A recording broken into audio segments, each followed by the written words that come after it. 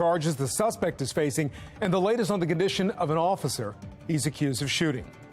Fox 45 News pushes for answers on failing city schools, what members of the state's congressional delegation are hoping to see from city leaders.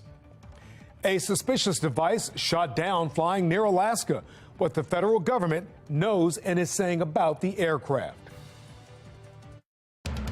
Live from WBFF in Baltimore, this is Fox 45 News at 6.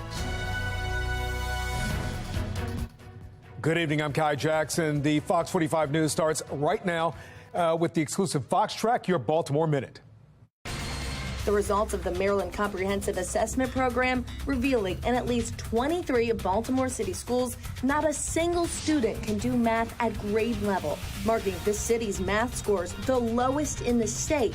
And as our students fall behind, not all city leaders are stepping up. They go there to get babysit for 8 hours and come home.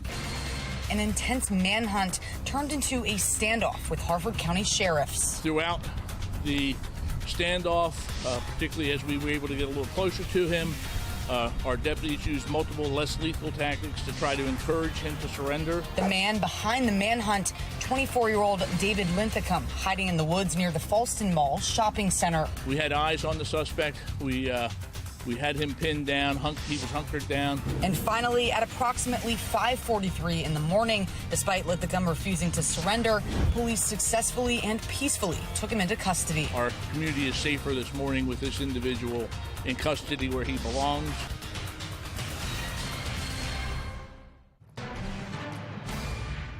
We have continuing coverage tonight with the latest on David Linthicum's arrest and the condition of the two officers injured in this week's manhunt. Linthicum is now charged with attempted murder, armed carjacking. He was taken into custody early this morning after an 8-hour standoff with police in Harford County. Now, all of this started Wednesday, according to charging documents, in which Linthicum's father called police telling them his son was in the basement and suicidal.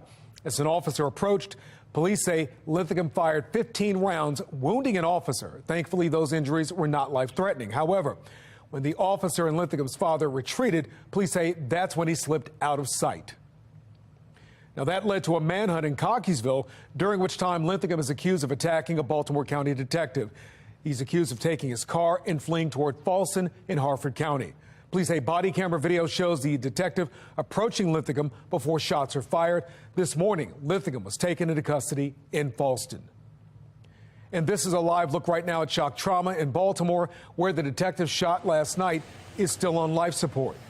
Members of law enforcement have been at the hospital supporting that officer and the officer's family. I got to meet his parents last night, and of course that they're upset.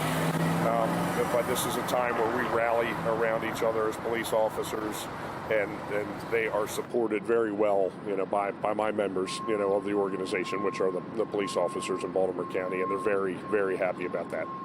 Well, the department is not naming that detective at this time, but they're telling us he has been on the force for 15 years and is progressing after having surgery today. The other officer, who was the first to be injured in the manhunt, was treated and released from the hospital. Now, we know the 24-year-old was able to evade police at least twice during the search. The question comes up, how can that happen with such a massive manhunt and also moving into 2 counties?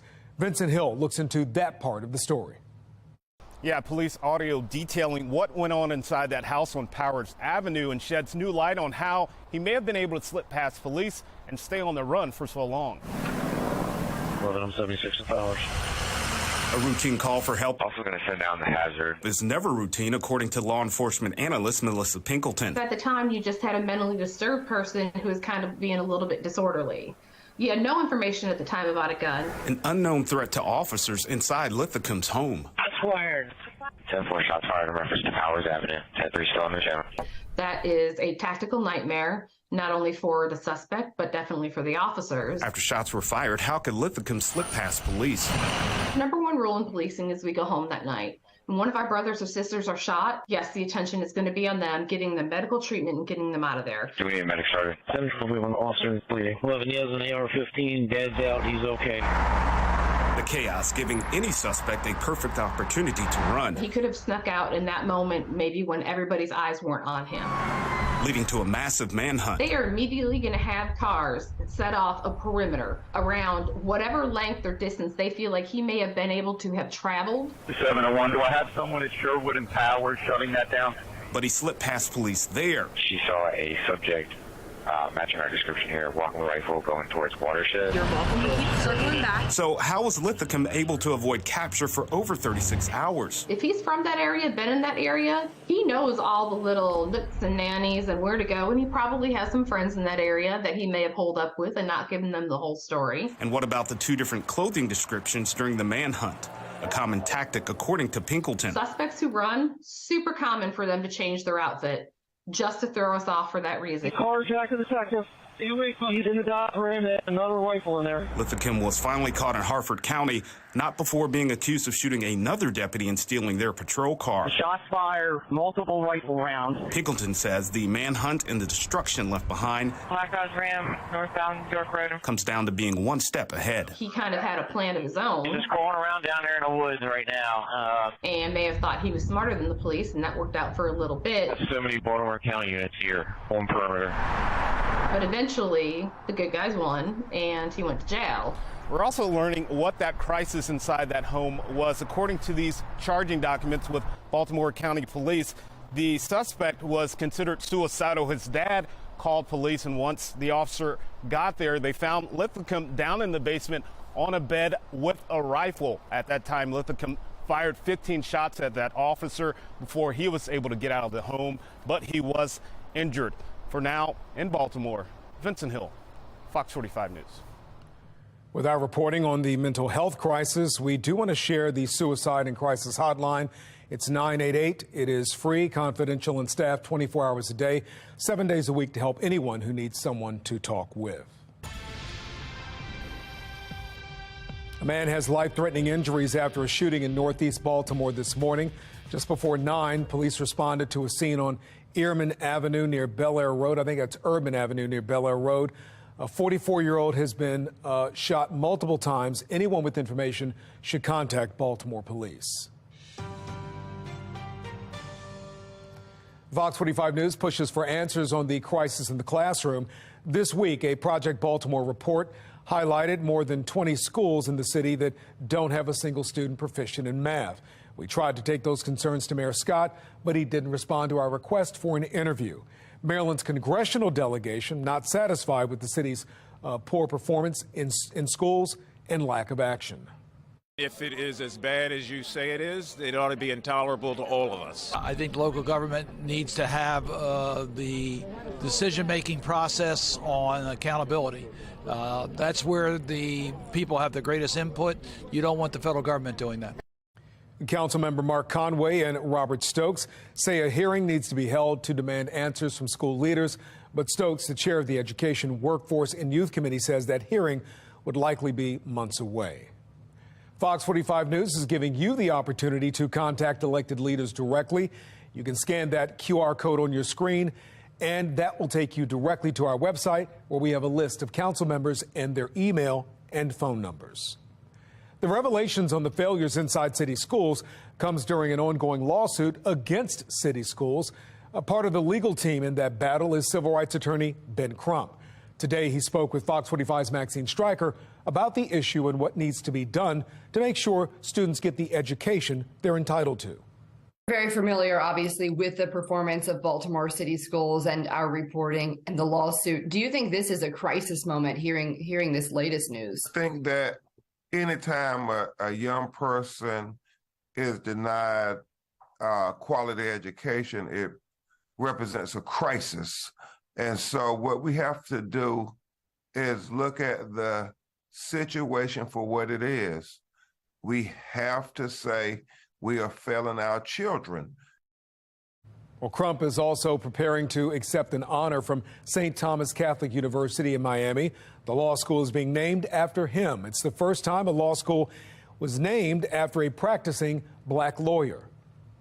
Again, it's about education, education, education, giving young people the opportunity to have an equal opportunity at life liberty, and the pursuit of happiness. That's all we're seeking, is to have our children have a better world tomorrow. You can watch Maxine Stryker's interview with Ben Crump. Tune in to Fox 45 News at 10 o'clock tonight. Here's a look at today's top trending stories. Number one, former City State's Attorney Marilyn Mosby's federal perjury trial will likely happen in September or October. No official date was set today during a status teleconference. Mosby was federally indicted more than a year ago on charges of perjury and making a false statement on a loan application. The court initially scheduled the trial dates last May. It was delayed twice before Mosby's defense team removed themselves from the case after a judge's approval. The delay announced today is also to allow the defense attorney to get caught up to speed. Number two, the next phase of Baltimore's squeegee ban enforcement goes into effect. Beginning today, citations and even possible fines could be issued. That's based on a police memo to anyone who has already received 2 previous verbal warnings. The police department confirms since January 10th, 18 warnings have been issued for pedestrians walking and standing in the roadways. Number three, sports betting made the state millions of dollars last month. Data from January shows mobile wagering accounted for more than $1.8 million in contributions, while retail sports books added another $200,000. Each sports book contributes 15% of its taxable winnings to the blueprint for Maryland's Future Fund, which supports public education. Another search for classified documents, what the FBI found in the home of former Vice President Mike Pence. And it was a warm day. Temperatures hit 66 here in Baltimore around 1 this morning, but that ties a record set back in 1959. Hopefully you enjoyed the higher temperatures because the rest of the weekend will be cooler. I'll let you know what to expect coming up in my Weather Authority forecast. I'm Scott Thuman in Washington with breaking news as the president orders the military to shoot down another foreign aircraft less than a week after shooting down that suspected Chinese spy balloon. What happened? Coming up.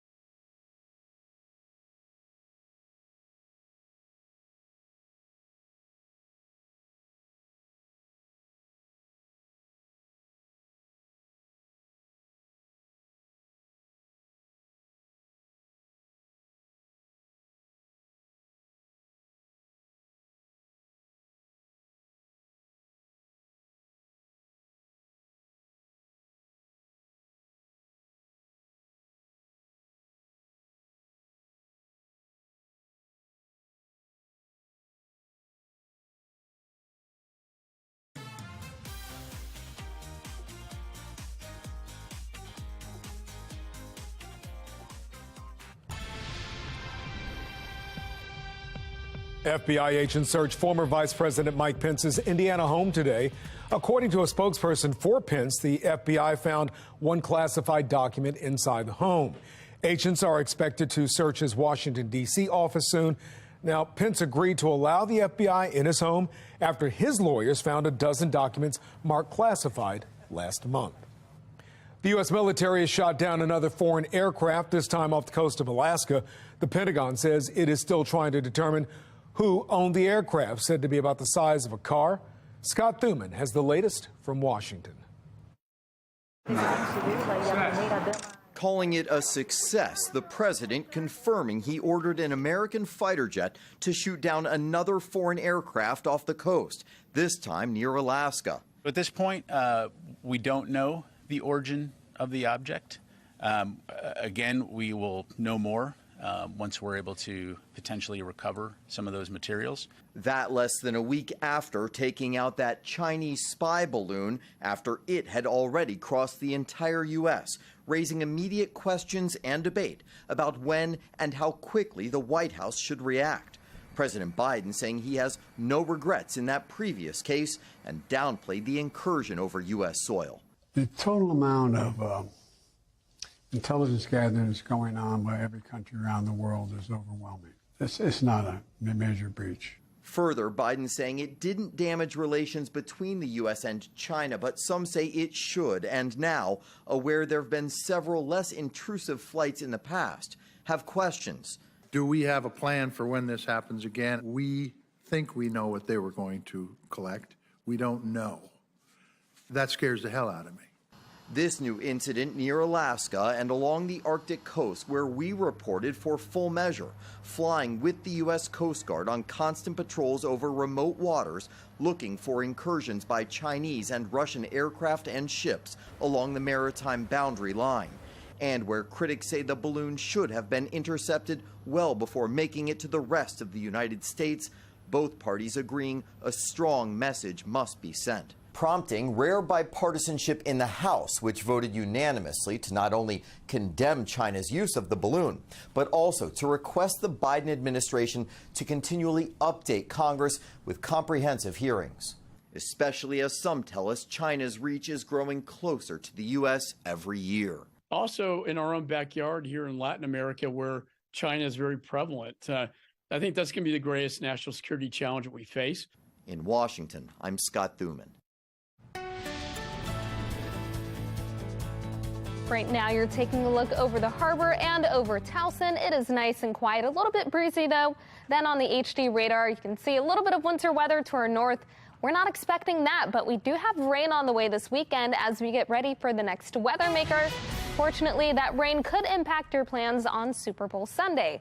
For now, though, we are still nice and dry. 53 for the current temperature with partly cloudy skies over the harbor. The wind chill just a little bit lower, and we are dealing with those breezy conditions with winds out of the northwest. Temperatures across the state are mainly in the 50s, and we do see those 40s and 30s as we look toward western Maryland, but overall not too bad for the evening. Now, when we do compare these numbers to just 24 hours ago, we are seeing a dramatic cool down, and you can expect this to continue into the day tomorrow. This is all behind a cold front that moved over our state. You can expect those cooler temperatures arriving by the afternoon, and you will maybe want an extra layer. First, overnight, our temperatures will drop to the 20s and 30s, but we'll start off with nice and mostly sunny skies tomorrow. We'll keep the mostly sunny skies into the afternoon as our temperatures reach the 40s through the low 50s. Then as we continue into the evening, still nice and dry. Overnight and into Sunday morning, we get ready for the next chance for showers, and we could have areas of heavy rain at times. This rain will continue into the afternoon and into the evening, even into the night. So it could have impacts if you're driving anywhere to watch the Super Bowl, which of course you can watch right here. Make sure that you're keeping watch on the radar. This rain does eventually taper, and it looks like Monday will be mostly dry. Tuesday will be dry as well. Then there's the chance for an isolated shower on Wednesday, but Thursday is when we could have a few scattered showers, followed by a little bit of morning rain on Friday as we get ready for another weather maker. That's going to knock our temperatures down to the 40s, making it feel a little more like winter. 34 overnight with partly cloudy skies. It could be a little breezy at times with gusts up to 25 miles per hour.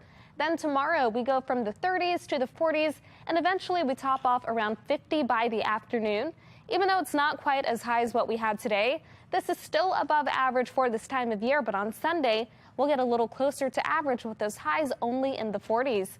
Coming up, I'll have a look at what you can expect for next week in the 10-day forecast. Weather Window, presented by the National Weather Desk. Here's something you don't typically see in February in Steubenville, Ohio, a bee pollinating a crocus flower. Temperatures should dip below freezing the next few nights. Many bears are hibernating, but those that aren't are hungry. This guy was trying to get into a Kingsport, Tennessee trash can. And check out these crepuscular rays, or sunbeams, shining during a southern Nevada sunset. For more content like this, like the National Weather Desk on Facebook.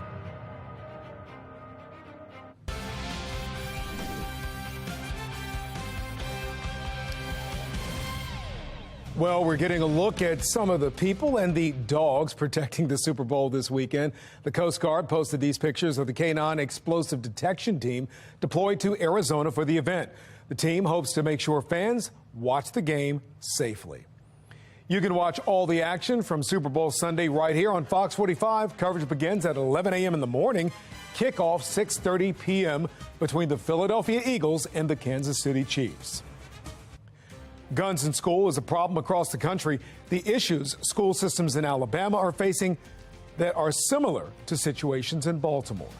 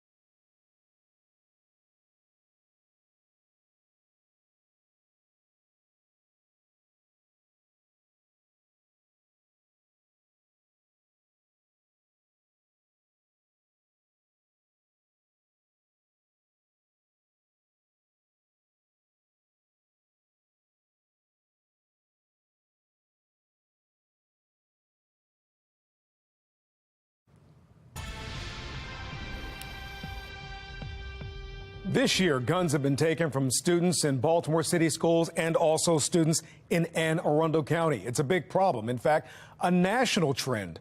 And school systems across the country are now struggling to keep kids safe.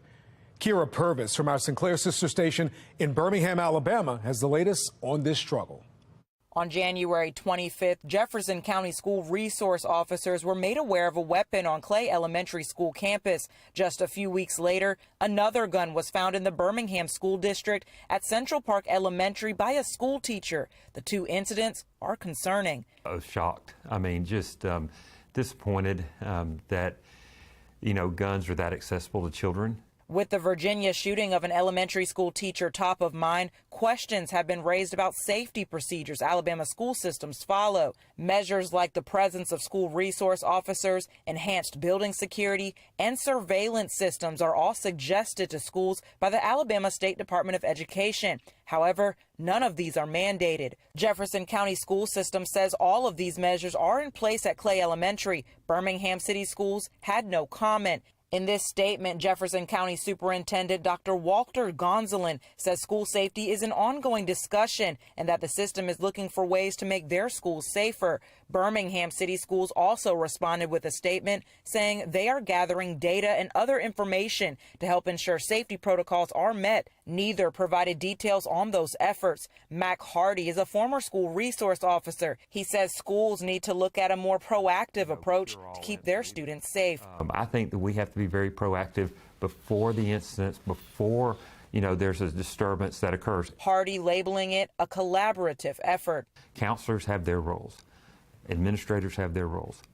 School resource officers have their roles. We need to have a clear understanding where our roles are and where they start and where they end. And neither school system was forthcoming about how these students got a gun inside the school building. Again, Jefferson County representatives tell me all safety measures were followed. Birmingham City Schools had no response. In Birmingham, Kyra Purvis, ABC 3340 News. Today was a nice day with highs in the 60s, but tomorrow we only reach the 50s, so expect cooler numbers. Then we'll be in the mid-40s on Sunday with our next chance for rain. Of course, you can watch the Super Bowl right here. Then we're back to the 50s on Monday and again on Valentine's Day on Tuesday, 56. We'll be in the 60s on Wednesday and Thursday. We have our next chance of rain on Thursday. That's followed by a few showers on Friday. Temperatures then will be in the 50s. Notice after that, as we head into Saturday, we're talking below average temperatures for a change, but we're quickly back to the 50s as we head into next week. Back to you. Jasmine, thank you. And take a look at this. A successful water rescue today in Anne Arundel County. A crew from the Waugh Chapel Fire Station responded to a scene here where a dog had fallen into a pool and got tangled in the pool cover. That can be really deadly.